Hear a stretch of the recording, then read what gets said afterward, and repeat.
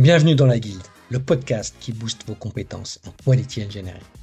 Je suis Jean-François Frézy, expert en Quality Engineering et passionné par la transmission des savoirs. Chaque semaine, je te partage des astuces pour transformer ta façon de travailler en Quality Engineering. Installe-toi bien, on est parti pour un nouvel épisode rempli de conseils concrets. N'oublie pas de t'inscrire à ma newsletter pour recevoir du contenu exclusif et ne rien rater. Chaque semaine, je te livre des méthodes actionnables, des outils efficaces et des stratégies sur les meilleures pratiques du moment, avec des formats courts, pratiques et accessibles à tous. Alors abonne-toi maintenant pour ne rien rater. Bonjour à tous et bienvenue dans la Guilde. On va parler de qualité logicielle et de Quality Engineering. Aujourd'hui, on va plonger dans un monde fascinant et parfois frustrant, celui des tests mobiles. Je ne sais pas si vous êtes au courant, mais près des 2 tiers du trafic mondial est consommé sur mobile. Donc aujourd'hui, la plupart des développements se font en mobile first. Je pense que vous comme moi, on utilise souvent notre mobile pour faire une recherche sur Internet, on utilise une app mobile. Et donc aujourd'hui, ne pas avoir une application mobile, c'est se priver d'une bonne partie des clients et du business. Et donc si on est mobile first, il faut aussi qu'on soit test mobile first. Et c'est vraiment quelque chose qui est d'une grande complexité, du moins plus complexe que de faire du test sur du web aujourd'hui. Ce qu'il faut savoir, c'est qu'il y a une énorme fragmentation. Alors, qu'est-ce que ça veut dire ce terme? Ça veut dire qu'il y a des milliers de combinaisons possibles entre l'OS, il y en a deux, qui sont Android et iPhone. On peut dire c'est assez simple, mais en fait, il y a déjà plein de versions en production qui tournent et avec des mises à jour très, très régulières et très rapides. Ce qu'il faut savoir aussi, c'est qu'il y a des tailles d'écran qui sont différentes et que notamment sur Android, il y a la possibilité de modifier les OS et donc certains vendeurs de téléphones mobiles n'ont pas la même version que leurs concurrents. Donc ceci donne une certaine complexité et on arrive avec des écrans qui sont de plus en plus mobiles, pliables. Donc à tester, ça fait une grande diversité. Il y a 5 ans, j'avais fait un exercice de style pour voir sur une page à tester sur Android et il y avait 5000 combinatoires différents dans le monde entier. Donc vous voyez bien qu'on ne peut pas tout tester, on ne peut pas être exhaustif. Donc c'est pas ce qu'il faut rechercher dans le test, mais c'est vraiment quelque chose euh, d'intéressant à savoir et qu'il faut prendre vraiment en compte. D'autant plus qu'on est dans un contexte réel au quotidien. On n'est pas toujours comme on est chez nous avec du haut débit. On peut être sur du Wi-Fi avec du haut débit, mais on peut être en 5G, 4G, 3G, Edge, et on a un appareil qui est mobile avec une batterie qui consomme. Qu'est-ce qui se passe lorsque je lance une application et qu'il me reste 5-6% de batterie? Est-ce que l'application va planter? Est-ce que le téléphone va s'éteindre? Qu'est-ce qui va se passer? Il y a beaucoup d'applications qui se basent sur les coordonnées GPS. Des fois, ça marche pas trop bien. Donc, l'environnement, il bouge constamment. Donc, il porte vraiment son nom. Il est mobile. Si en plus de ça, dans cet environnement ultra fragmenté, dans un contexte réel qui est aussi en mouvement, vous rajoutez des releases extrêmement courtes avec des nouvelles versions d'OS qui sortent régulièrement, des nouveaux mobiles, des nouvelles versions de mobiles qui passent d'une nouvelle gamme, ça fait quelque chose d'assez énorme à tester. Donc clairement, il va falloir faire des choix et il paraît évident que tout tester en manuel ne suffit plus aujourd'hui, qu'il faut avoir aussi une stratégie d'automatisation des tests qui va être robuste. Mais pour cela, il faudra choisir aussi, bien sûr, les bons outils sur l'automatisation. Donc, avant de partir sur les automatisations, il faut bien savoir que clairement, il faut définir quel est le panel de device qu'on veut tester. Et ce qui est important, c'est qu'il faut vraiment avoir un échantillon de sa fragmentation et du marché qu'on veut atteindre. Si aujourd'hui on a une application qui est en France, on va pas avoir le même type de vente mobile que par exemple au Brésil. Donc c'est un peu différent. Ou aux États-Unis où ils sont très iOS. Donc il faut regarder ça différemment. Si on a une application qui est une application B2B, donc pour les entreprises où on impose un device, ça facilite la donne. Quand on est grand public, c'est un peu plus compliqué, il faut faire des choix. Je prends souvent cet exemple quand je parle du mobile.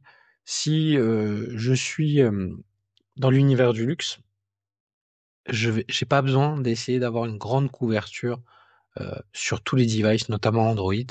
Je vais me concentrer sur les dernières versions d'iOS, peut-être un peu plus, parce que la base de mon persona des clients, c'est des gens qui ont des moyens, qui sont en capacité de changer tous les ans ou tous les 6 mois de téléphone. Donc, l'expérience sur mobile, elle doit être impressionnante et ça nous permet aussi de dire, je vais cibler quel type de mobile et où est-ce que je vais mettre mon invest et te dire, bah, si ça marche moins bien sur les autres versions de mobile, bah, c'est pas mon cœur de cible, c'est un peu moins grave. C'est des choix qu'il faut faire en âme et conscience. Donc, si je reviens un peu sur les outils d'automatisation, il y a deux grandes écoles.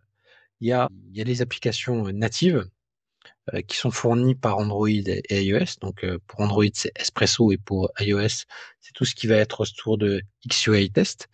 Donc, eux, c'est deux SDK qui sont intégrés dedans et qui permettent vraiment de développer euh, chaque framework avec le bon outil adapté.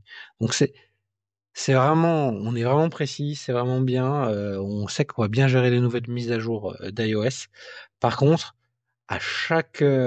pour chaque device, iOS ou Android, ben, on double le code, on double la maintenance, on double l'expertise, et c'est un peu plus compliqué. Donc, heureusement, aujourd'hui, dans le monde actuel, il y a dans l'open source et des éditeurs, des solutions qui nous permettent d'être un peu plus cross-platform et d'avoir une stratégie pour essayer d'avoir qu'un seul outil. En open source, c'est Appium. Il y en a plein d'autres en termes d'éditeurs. Vous pouvez utiliser des solutions même en SaaS qui permettent de le faire. Donc, c'est une question de goût et de couleur et où est-ce qu'on veut aller. L'avantage du natif, c'est qu'on est moins dépendant des montées de version. Je me rappelle il y a quelques années où on avait un client qui était très embêté sur iOS, où il y avait une montée de version.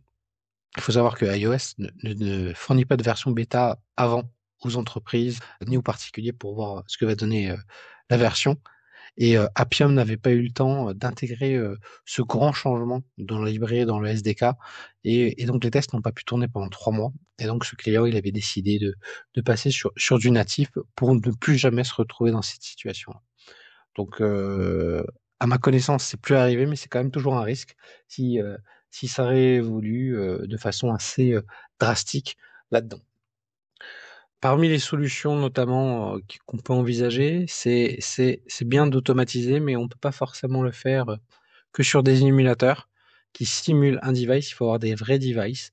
Donc soit on a une ferme mobile en local qui nous permet de tourner les tests qu'on tourne sur nos devices, soit on va aller plutôt aussi dans le cloud. On peut aussi mixer les deux. C'est aussi une stratégie qui est très répandue. L'avantage du device dans le cloud, c'est que c'est des vrais devices et que ça peut tourner toujours en parallèle sur 10, 15, 20 devices différents et avoir une stratégie plus importante, et ça évite d'acheter 20 devices à 1000 euros qu'on doit changer tous les 6 mois ou tous les ans parce que la nouvelle version d'OS auquel il faut suivre. Donc il y a des coûts récurrents, c'est pas donné, mais il faut prendre la balance entre combien ça me coûterait si je dois avoir avec plusieurs versions d'OS à maintenir et à garder et que je dois sécuriser parce que c'est quand même pas des téléphones qui sont très onéreux et donc qui peuvent attirer aussi des gens et qui peuvent les chaparder. Donc c'est aussi quelque chose qu'il faut prendre en compte dans le coût qu'il faut mettre en place. Au-delà de tout ça, l'automatisation c'est bien, mais c'est pas suffisant. Faut pas oublier que le mobile, on l'a sur nous, on a toute notre vie dedans, et l'expérience utilisateur, elle doit être totale. Donc, il faut continuer à faire des tests manuels, des tests exploratoires. Qu'est-ce qui se passe lorsque je reçois un appel, un WhatsApp, que je reprends l'utilisation de mon application, ou que j'étais en train de faire une recherche sur un site e-commerce, sur une app, que je le pose, que je vais déjeuner, que je reviens, est-ce que ça me reprend où c'était, ou ça me relance la session depuis le début? C'est une question d'expérience utilisateur, de spécifications à être en face. Donc, c'est des choses qu'il faut regarder, auxquelles on est moins contraint dans la partie web. Et aussi, voilà, les tests où on va beaucoup utiliser l'application. Est-ce que ça fait diminuer les performances de la batterie? Ça, c'est aussi quelque chose d'important.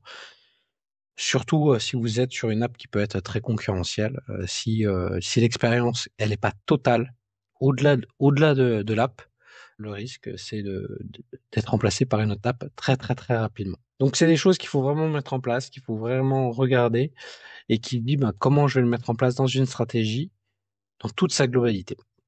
Donc, il y a forcément des pièges à éviter. Donc, ce que j'ai dit, c'est essayer de vouloir tout tester sur tous les devices, forcément. Et aussi quand vous avez automatisé, comme dans tout test automatisé, regardez, faire attention à tout ce qui est flaky, d'être sur un parcours stable, d'avoir les bons jeux de données, d'avoir des sélecteurs qui sont stables. C'est pas toujours évident, notamment sur iOS, d'avoir l'accessibilité identifieur qui matche bien les choses. Donc ça, faut bien travailler avec les équipes de dev pour avoir des ID fixes. Sinon, ça va être l'enfer. Faut éviter de tester que sur émulateur. Parce que moi, je l'ai fait avec mes équipes et on a des surprises très régulièrement lorsqu'on va en prod sur des réseaux réels.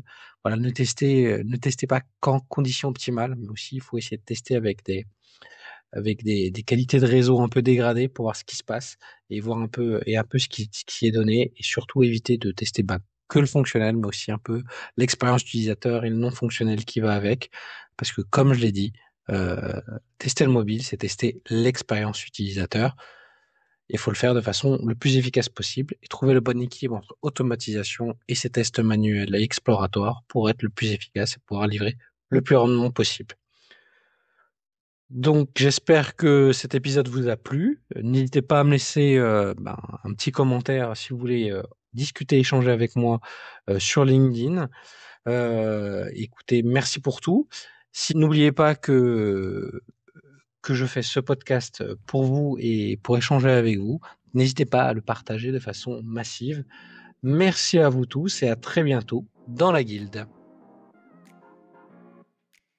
Merci d'avoir écouté cet épisode. C'est grâce à toi que la guilde continue de grandir. Si tu as aimé, n'hésite pas à partager autour de toi et à laisser un avis 5 étoiles sur ta plateforme préférée. Je te donne rendez-vous au prochain épisode avec encore plus de conseils pour booster tes compétences.